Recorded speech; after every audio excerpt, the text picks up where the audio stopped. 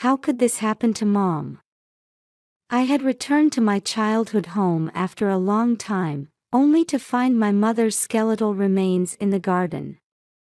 According to the police investigation, she had been dead for over a month.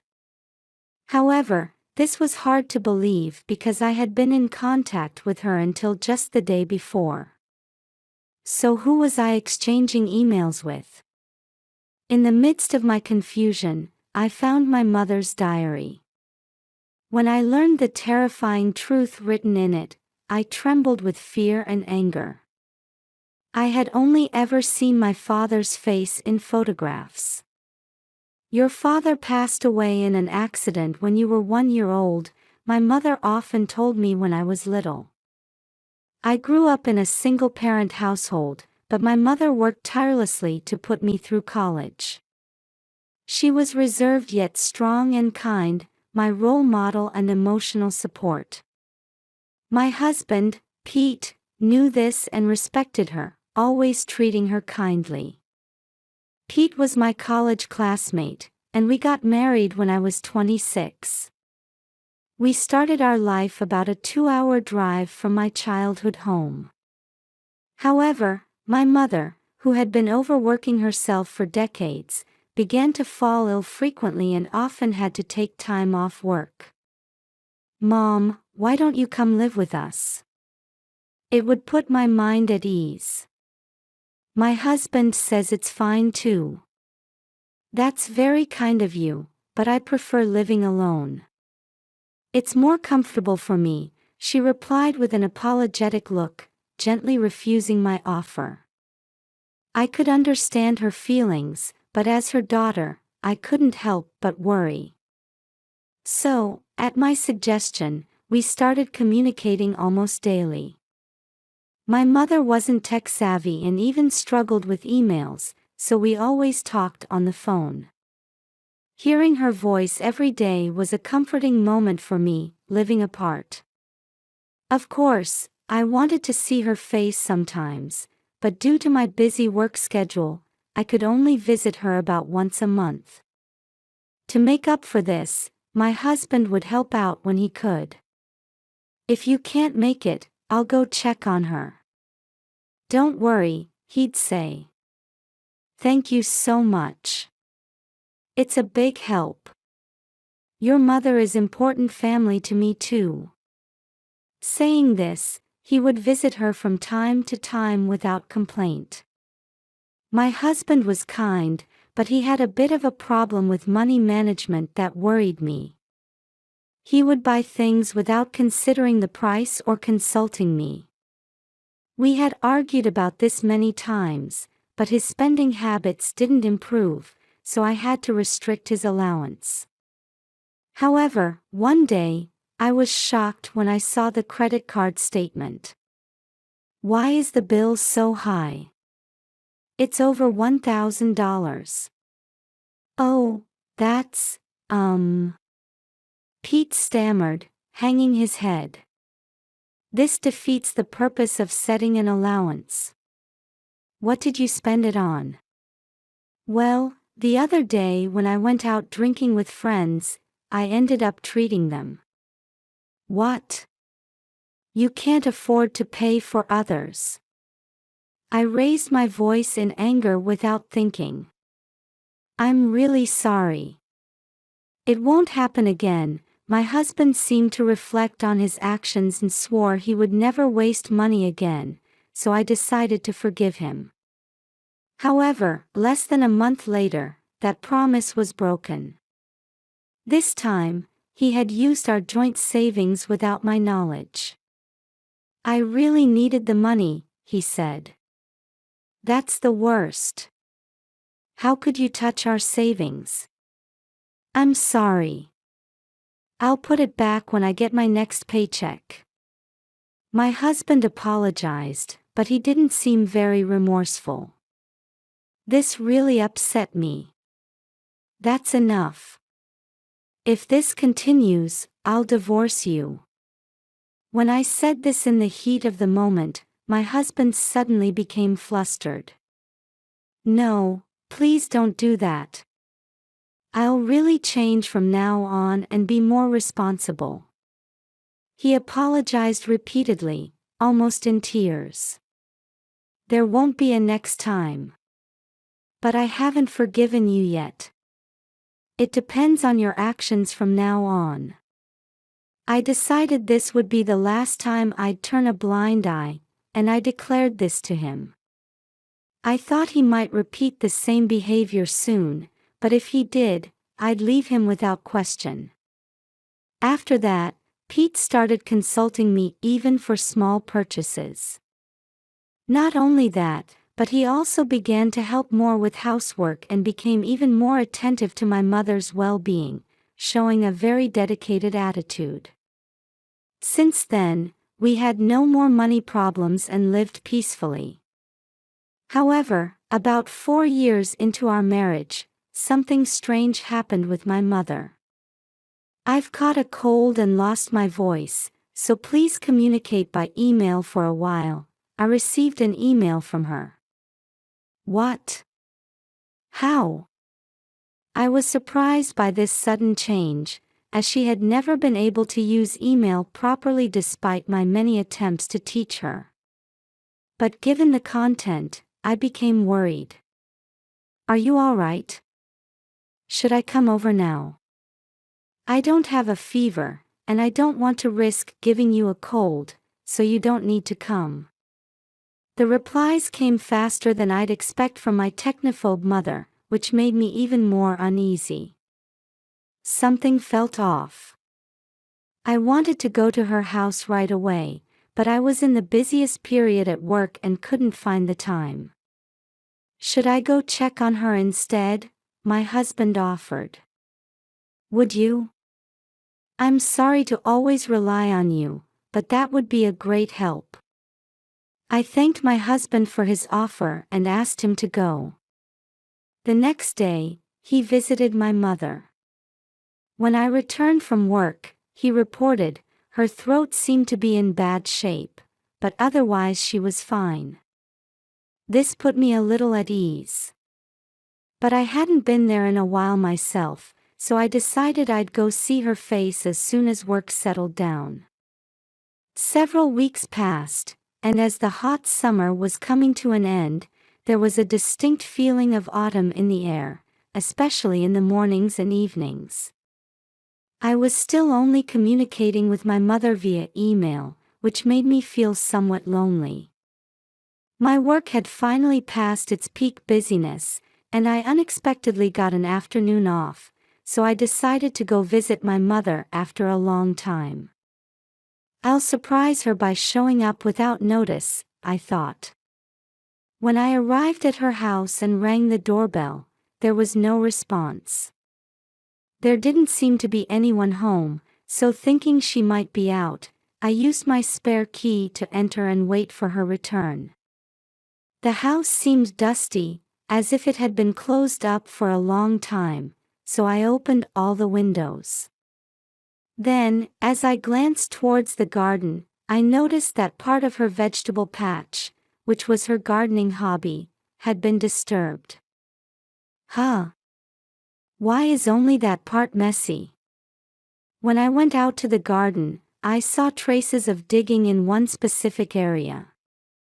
Curious, I decided to dig there myself. To my horror, I uncovered a skeleton. I screamed, collapsing in fear. Shaking uncontrollably, I immediately called the police using my phone. While waiting for the police to arrive, I fearfully looked at the remains again and noticed something familiar buried with them. It was the necklace I had given my mother for Mother's Day. No, why is this here? Although I didn't want to believe it, the worst-case scenario flashed through my mind. Is this Mom? Faced with this unacceptable reality, I felt as if my body was slowly sinking into a deep swamp. 10 minutes later, the police arrived and began investigating the garden. Allison. Are you okay? My husband, whom I had contacted, also arrived, and we were questioned about the situation. We told them that my husband was the last person to see my mother and that I had been exchanging emails with her until the day before. The police seemed puzzled by this information. According to the condition of the bones, she had been dead for over a month. Moreover, they couldn't find my mother's cell phone anywhere. But I was emailing with my mother. She was even considerate of how busy I was with work. Allison, that's enough. It's okay. I was in such shock that I couldn't think straight and could only cry. From that point on, my husband took care of all the preparations for my mother's funeral, while I felt like I was in a dreamlike state. Before I knew it, the funeral was over. Thinking I should organize my mother's belongings, I started visiting her house every day. While cleaning out her dresser, I found a letter-sized box. Oh, how nostalgic! Inside were drawings I had made of my mother when I was little, letters, and presents, all carefully preserved. I was touched that she had treasured these things, and as I picked up the contents of the box to look at other items, I noticed a relatively new notebook at the very bottom. It appeared to be my mother's diary. Wanting to know more about her recent life, I hesitantly turned the pages, only to find something unbelievable written there. What? This can't be true. Learning the horrifying truth, I felt a rage unlike anything I had ever experienced before. I'll never forgive this. Determined to corner the culprit who had tormented my mother and done this to her, I began preparing my revenge. 2 days later, when both my husband and I had a day off work, he took me out for a walk. "I'm just glad you're in the mood to get some fresh air," he said. Yes, I suppose so. My husband was happy that we were going out together after I had been depressed about my mother for so long. "I'm a bit tired. Shall we have some tea?" We decided to enter a nearby cafe. The interior had a few businessmen and groups of middle-aged women scattered about. My husband chose a window seat, and we sat facing each other. "What would you like to drink?" "I think I'll have a float." His eyes sparkled as he chose from the menu, like a child. "Hey, I have something I want to talk about. Will you listen?" I said to him. "What is it?" "What's wrong?" he asked, meeting my gaze. "Well, you see, I've been wondering about something regarding my mother. How is it possible that I was emailing her the day before she was found, when she had been dead for over a month? Well, maybe the killer was pretending to be her and replying to delay the discovery." He seriously shared his theory. Of course, that was the first thing I had considered too, but there were several things that didn't add up. "But isn't it strange that one of the emails mentioned wanting to go back to the spa we all went to before? Only the three of us knew about that spa trip, right?" "Well, that's true. But couldn't it just be a coincidence?" he said. As I muttered, "I wonder," he nodded while sipping his float. However, he seemed somewhat flustered. "Look at this," I said, taking out a document from my bag and placing it in front of him. "Mom seems to have been sick. I found this while cleaning out her things." It was a medical diagnosis. I hadn't known about it until I saw it, but my mother had an illness that required treatment. "Did you know about this?" I asked. "No, I didn't," he replied. "I see." When I called the hospital to confirm, they said my mother had stopped coming for appointments at some point. It seemed she even quit her treatment midway. My husband crossed his arms, appearing to be deep in thought. Maybe she had her reasons, he suggested. Like not being able to afford the treatment costs. I ventured. Ugh, maybe. But there's no point in thinking about that now, is there? He looked troubled and gradually became more restless. I stared at him directly. You borrowed money from my mother, didn't you? Of course not. Why would I? Although he denied it verbally, he was clearly panicking. I want you to be honest. The truth is, you borrowed over $20,000 from my mother, didn't you? As I pressed further, my husband, either angry or defensive, stood up and slammed the table. How dare you suspect me? You're out of your mind to suddenly say such things without any evidence. Maybe you're the one who's a bit tired. My husband's aggressive voice instantly drew the attention of everyone in the cafe. Realizing this, he apologized and sat down, lowering his voice. The other customers quickly looked away, but they seemed interested in our conversation and were stealing glances while trying to eavesdrop. I do have evidence, I said. To his surprise, I placed a notebook in front of him. It was my mother's diary that I had found while cleaning her house. What's that supposed to mean? He asked, confrontationally, as if he was on guard about something. I turned the pages and read aloud what was written there. The diary detailed how Pete had been threatening my mother and extorting money from her, along with the exact amounts. Moreover, you threatened to hurt me and ruin my life if she didn't lend you money? That's despicable.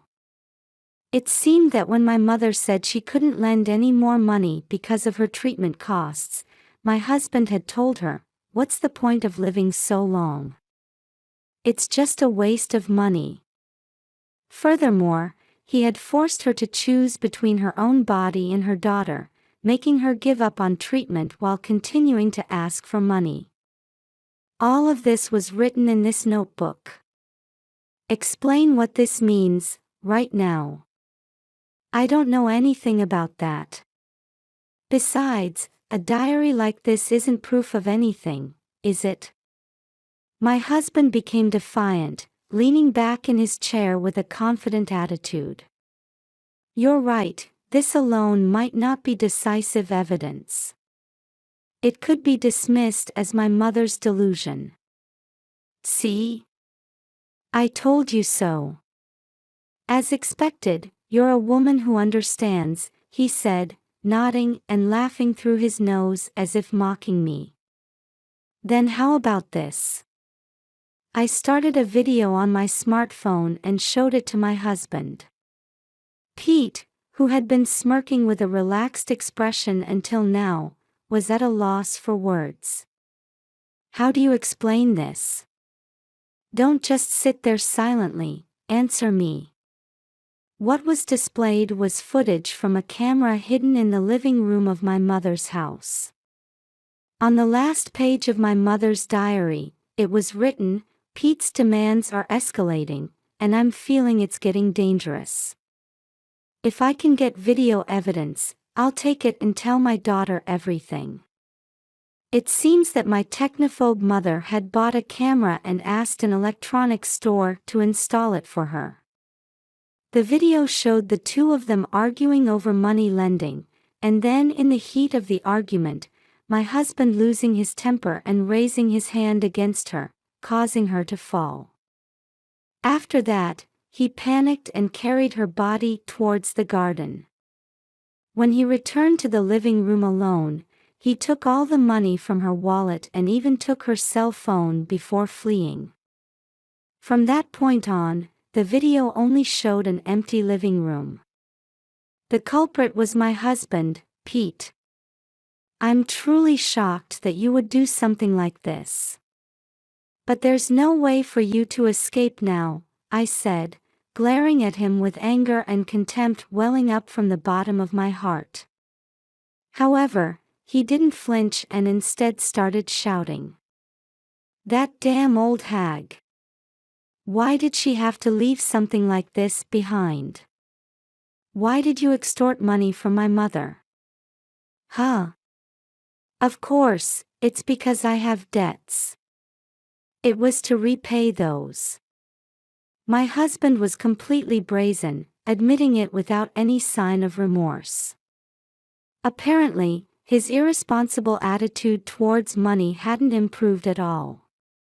Unable to stop spending beyond his means, he had accumulated debts. I had to contribute to our household expenses after getting married, but I also had debts to repay. I was troubled too, you know. This was also why he had used our joint savings without permission. You pretended to be responsible in front of me, but behind my back, you were doing such things. Well, I had to act like a decent husband, or you said you'd divorce me. If that happened, I wouldn't be able to squeeze money out of your mother, right? That old hag was surprisingly hoarding money. Being a single mother doesn't mean you're poor, you know. When my husband started going to check on my mother on my behalf, he had secretly looked at her bank book that happened to be lying around. My mother wasn't the type to live luxuriously, so she must have been saving bit by bit from her small salary for emergencies. My husband must have grinned when he saw the amount, thinking, I can use this. At first, she lent me money right away, but from the second time on, she started hesitating, saying something about treatment costs. So you used me as a shield to threaten her. That's so dirty.